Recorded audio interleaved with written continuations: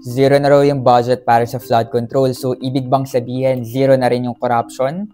Burado na yung 252 billion worth ng flood control project sa proposed 2026 budget ng DPWH. Kasama rin tinanggal yung 3 billion worth of duplicated at completed projects, overlapping road sections, pati na rin yung budget allocation para sa cat's eye, stud installations, at rock netting. Sabi ni Marcos, mas mabuting ilaan yung pondo sa ibang mga sektor kagaya ng agriculture, education, healthcare, housing, labor, social welfare, at IT.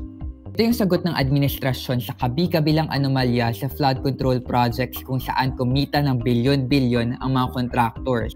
Bukod sa kanila, pati mga DPWH officials, senador at kongresista ay di umano'y kumita rin at kasama sa korupsyon. Pero take note na proposal pa lang yung zero budget para sa flood control, hindi pa final. Dadaan pa ito sa House Debate, Senate, BICAM at pirma ng Pangulo.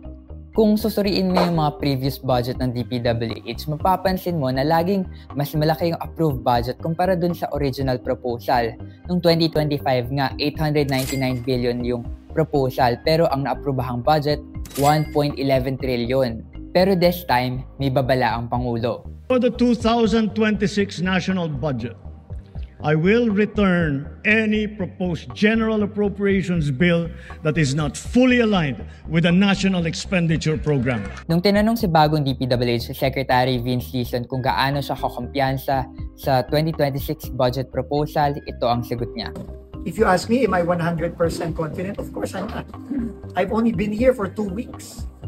No? And I'm being asked to do an impossible task of cleaning up a budget that was already made for the last 6 months. But I can tell you, wala nang flood control dyan na locally funded.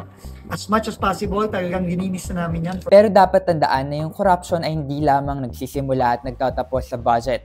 Kailangan ding bantayan ng bidding, hindi lang sa flood control, pati mga kalsada, tulay, building at iba pang proyekto ng gobyerno. Malaki man yung tinapya sa DPWH, may 625.8 billion pa ring budget proposal na dapat nating bantayan. Ayon sa bagong pamunuan ng DPWH, may safeguards na raw yung bidding, pero kung susuriin, matagal na yung mga pataharang ito.